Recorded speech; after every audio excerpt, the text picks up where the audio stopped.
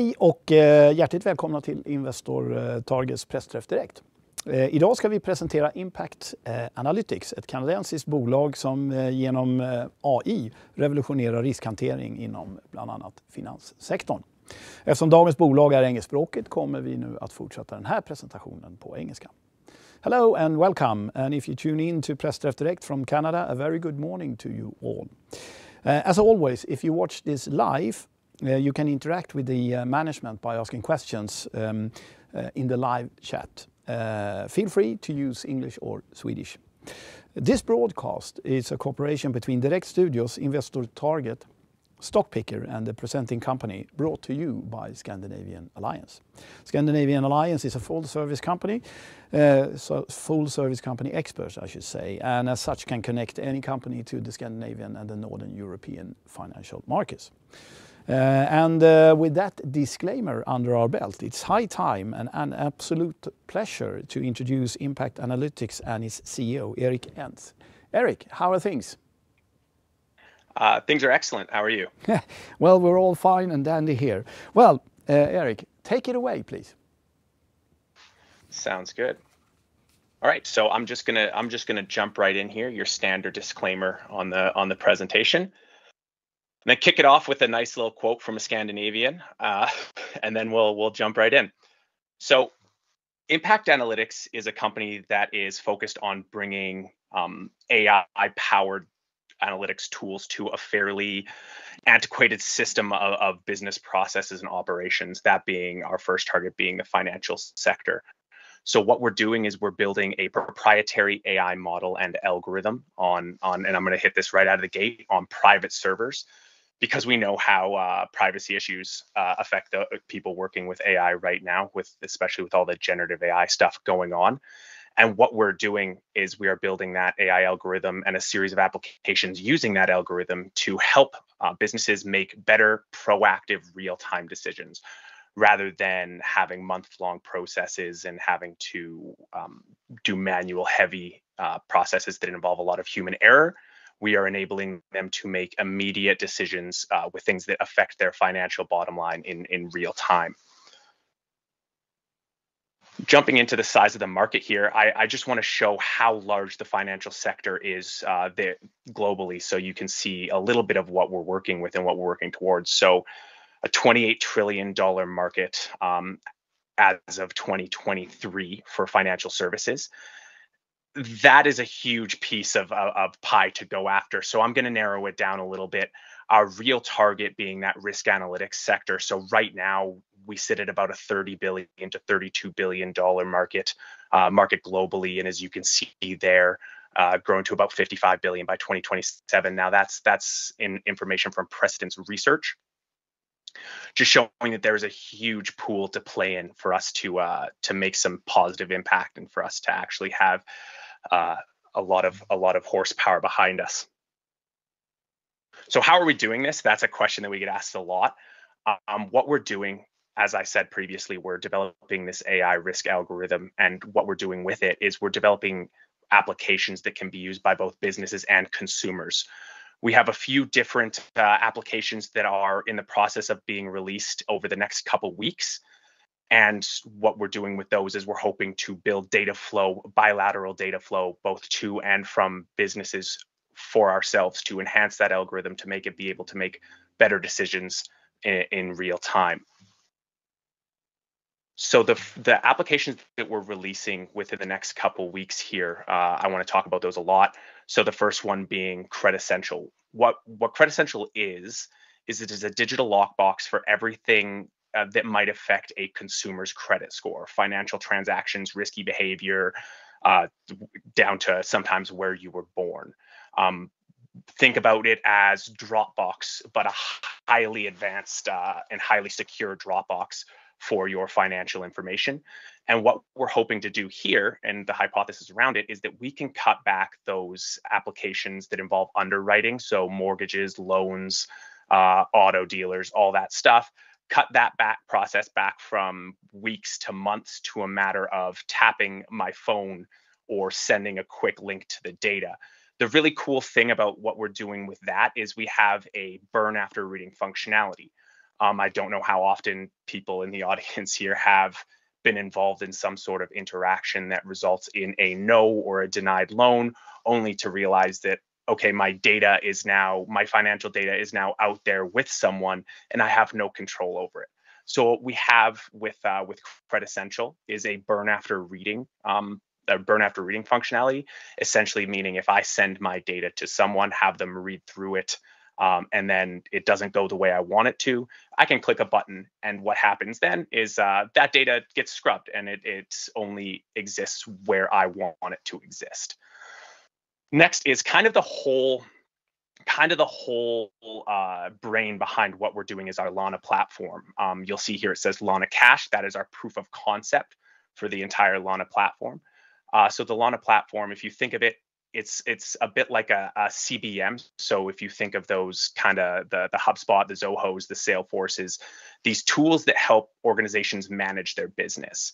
But this is a tool that helps manage business processes that understands risk. So if you want to plug in analytics and risk assessments into these other type of business management softwares and platforms, it's laden with a lot of API plugins, a lot of development, and can cost millions of dollars. If you look at Salesforce implementations, there's a whole industry of people that only do Salesforce implementations. So we are building this CBM that is specifically focused on those risk processes, because when you think about risk, obviously it's not just financial. It can affect every part of your business, partnerships, supply chains. I was going to say banking, but that is just financial. So we're building a solution that can proactively recognize pauses in workflow and make sure that those don't happen, and that make sure that those do not actually affect business as usual. So the first proof of concept for this Lana platform is something we're building, Lana Cash. This is a piece of technology that is going to enable a lot more streamlined KYC, know your business, or KYB, know your customer processes, as well as a nice little side effect, helps with some anti-money laundering processes as well.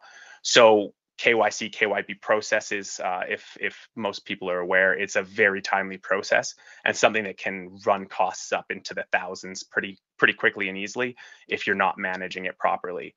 So what we have here is a little bit of a little manual lifting up front, and in the back end, those processes are simply simplified and streamlined. So in order to push these platforms and these applications out into the public, what we've done is we've created something that we're calling the Pulse Pilot Program. This is an incubator, an in-house incubator that allows us to work with market participants to bring them our products, and it serves two purposes. So the first purpose is that we get early stage evaluation of how our products are doing. We get real world test cases, we get real world use cases. And then in the other end of things, we get a little bit of a new perspective on things that we might not have targeted for what we're building. So we have a pipeline of, I believe, a dozen partners at this point that are at one stage or another in that agreement stage. And we plan to build with and for them. So we are working with innovative startups in order to bring more innovation into our internal ecosystem. And we are working with some brick and mortar, old school operations, your mortgage brokers, your auto dealers, that kind of stuff, so that we can provide validation on what we're doing with a really institutionalized process and really help the market there. So that is a two-tier approach to how we're launching into the market. This program is currently live if you know anyone that wants to, or know any businesses that might be a fit. And this is on top of that, it's all actually run through our Lana platform. So in the back end, we have our process going just to pick and choose out any data metrics that might be important for us to understand as well.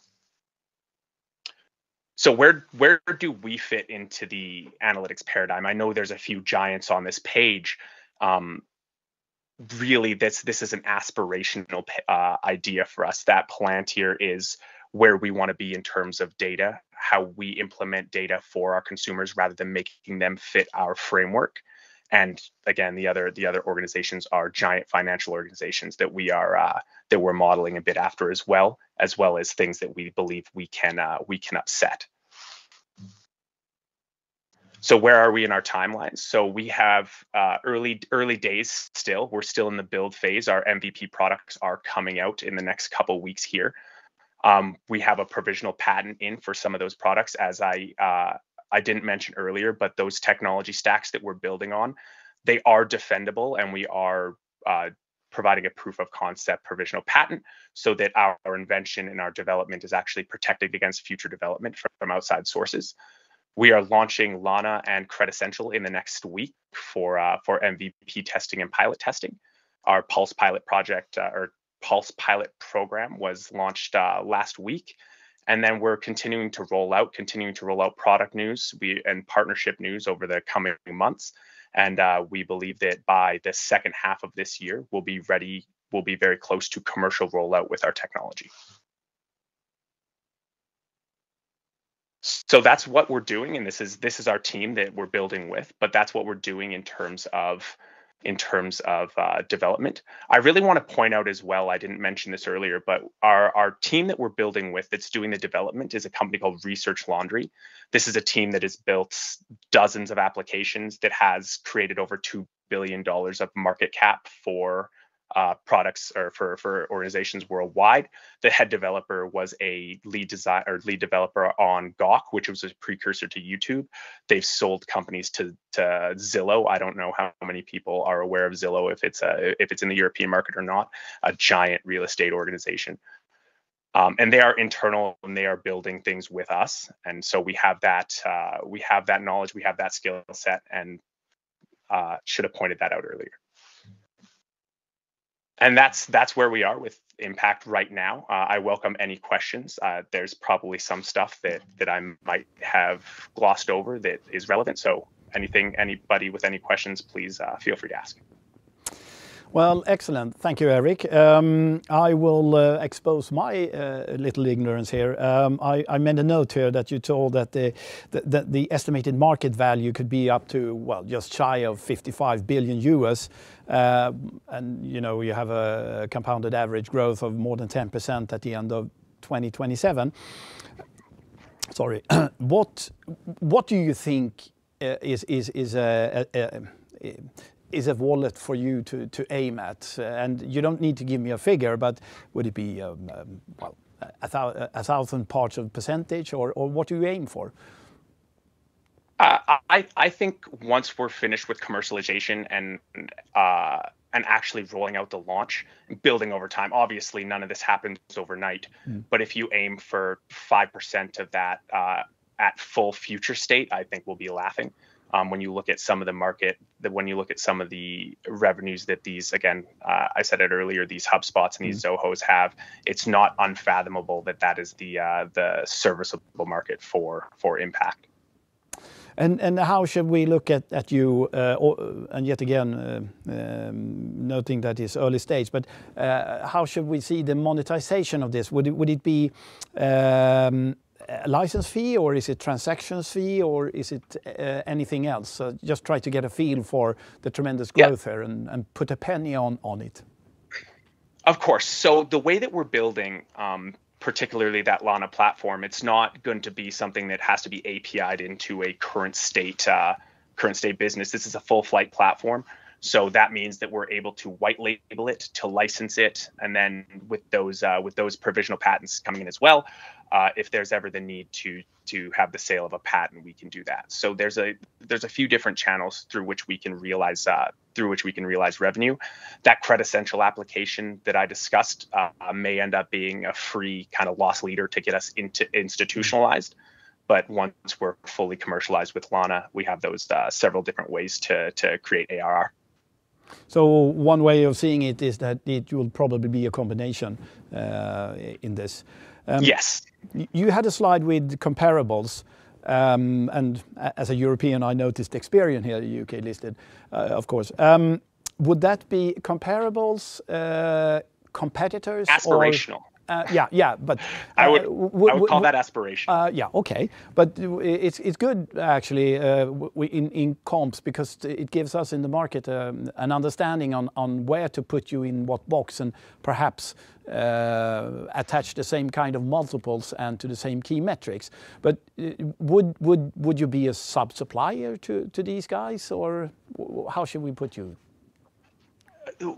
An overlay, it would be called. So we're focused specifically on the risk side of everything. And this is I said earlier, I said antiquated, I believe. I shouldn't have, antiquated probably being the wrong word. It is still a manual heavy process, and not a lot of proactive decisions are made. It's a lot of reactive or standardized decisions that are made. So we would be a partner supplier overlay onto what they're already doing in a way that their current processes could happen as normal. But if they were using our Lana platform, there would be pieces of it. There would be information flowing that would say, okay, well, did you check X, Y, or Z? Let's pull an example. This is not a real world example. But if, let's say, for some reason, it's everybody with a red car happens to be a little bit more risky. Now, we know that red cars are pulled over a little bit more for driving fast, but let's say that is actually a risky behavior that is not recognized by institutional risk management.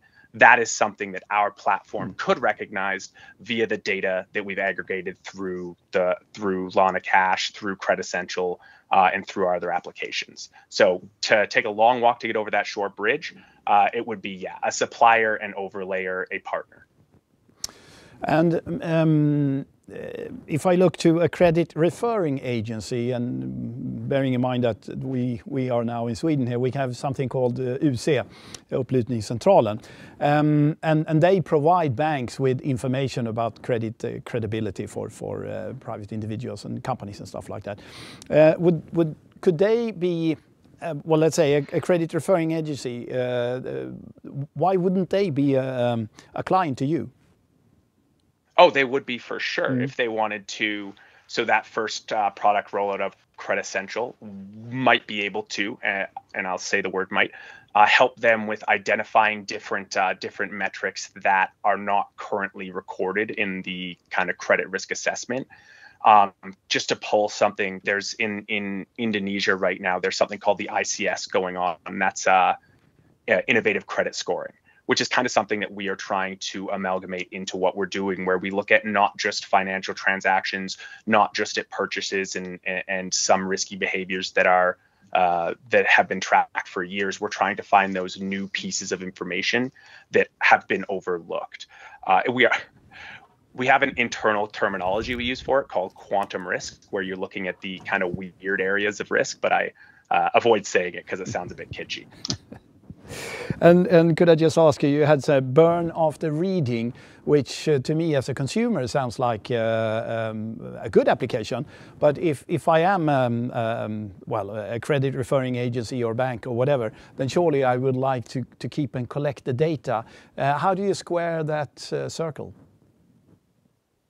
That's going to be entirely consumer oriented. Okay. So if I'm someone who is very private and doesn't want my data in the hands of a bank or institution, I can make that happen. If I don't mind, if it's something that I think that let's say I was offered a loan because of my credit was good. Maybe I want to work with that bank in the future. I don't want to delete all my information so that I don't have to go through the same process. Well, then, yeah, you can have them keep the data. But if I get rejected from the process, well, I don't want that bank having my data potentially. I don't want that service having my data potentially, and then being able to sell it after rejecting me from the process. So it's entirely up to the user. Okay, interesting, because to me, in my uneducated opinion, I would say, but it seems like you're actually helping the GDPR process here, at least in one way, because as a consumer, I am in control of, well, let's say my data, and giving the okay, then obviously for a credit referring agency, they have already the rights to use that. Would that be an incorrect? Would that be a correct interpretation, I should say? More or less, yeah. So you're compatible with the GDPR, which I think is interesting. You touched upon Indonesia, and my question here is really, how would you maintain control of, let's say, your expansion? It's a hyper-changing environment where you have to be in the forefront of all technology and understand it, and then you have the disclaimer word, and also it seems like you're looking outside in the world and expanding geographically. Is there a risk here that you will spread too thin, or how do you deal with that? Yeah, in the same way that we're building to help businesses react to their risk, proact to their risk. We manage everything proactively. We do have some partnerships in the Asia Pac region, but it's not something that we can't handle at the moment. The growth here and the growth that we are pushing for is very sustainable and not rapid and uncontrollable. Because that generally, especially in the SaaS world, rapid uncontrollable growth leads to a lot of troubles in the future. So we're focused on sustainable growth rather than wild uncontrollable growth. And you using? I know that's. Yeah, sorry. Sorry. No, go ahead. I was going to say I know that's a bit of a nebulous answer, but it's the best one I can give. We're proactively focused on ensuring that we do not grow too big too fast. But would I be right then in understanding that you will actually use your own products in keeping control and staying on top of risk then? Of course. Oh, that sounds like killing two birds with one stone. Competence, how do you find it and how do you keep it? Competence? Yeah, well, within your company, I mean, if you're going to develop, well, let's say logarithm and then implement them, it seems like this is a knowledge company. So how would you keep the knowledge within the company and the persons vital to it? Okay. So the data that we have obviously does belong to us. How we're keeping the competent people is we've made the development team their partners. That's not outside development, that's internal. There's comp structure that does involve options, so keeping people happy in terms of their comp structure is one way that we're keeping competence. And that is we're also keeping a very lean team currently. We have the management team, a few business development partners, and our development team. And that's really what we're focused on, and where the bulk of our horsepower is coming from. So I don't know if it's a matter of keeping competence. It's a matter of ensuring that when we do grow to include new people, it's remaining and maintaining competence as we grow. And patents here, obviously that is a key thing to be in control of your intellectual property. And if well, we look around the globe, things looks a little bit different when it comes to IP and patents in for instance, China and India, although these are early days, but should that be a worry for us? I don't think so where we stand right now. The firm controlling our patent application is the same company that does it for some huge automakers in North America. So we're kind of equipping ourselves with the best possible solution for ensuring that those patents are highly defendable. When it gets to a global tipping point, I will see what happens. But for now, I don't think that's a worry that we have to think about.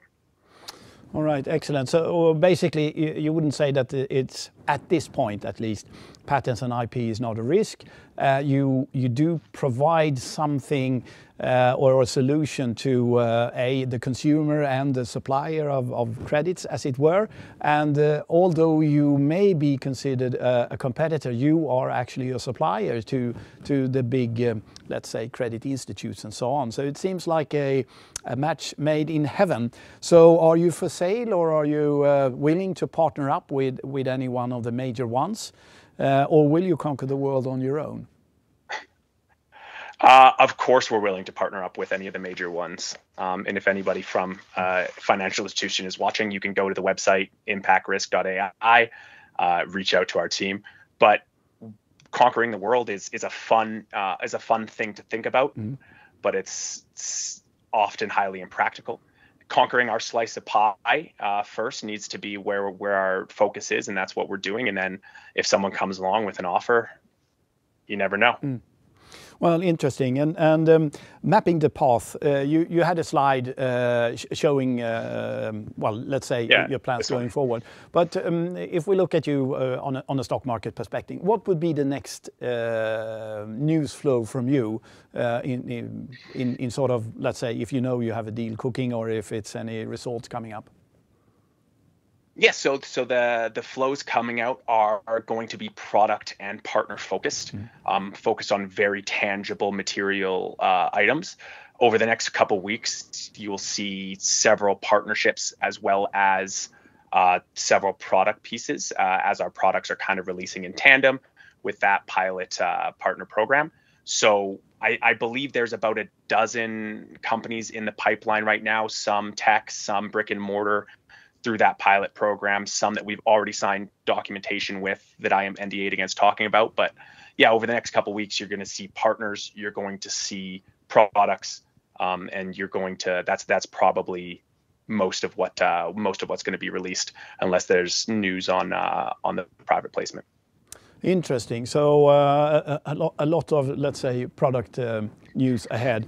And I believe we also have the pleasure of seeing you in the flesh here in Europe. You're on a European road trip, I take it? Yeah, next week we will be in Sweden, the Netherlands, and Belgium for a quick little physical roadshow. Excellent. Well, bring your coat. Although you're Canadian, this can particularly in Sweden, it can be cold. Anyway, Eric, it was an absolute pleasure, and I'm personally very happy to have been enlightened with a very hot topic, but to me very well, let's say complicated. So thank you very much. Thank you so much. And yeah, you got the right guy to talk about it in terms of our company. I'm the least technologically and AI inclined. So excellent. Well, anyway, thank you, and we will see you here next week in the flesh, as it were. Thank you so much. Tack ska ni ha som har tittat och som sagt var på återseende. Hej då.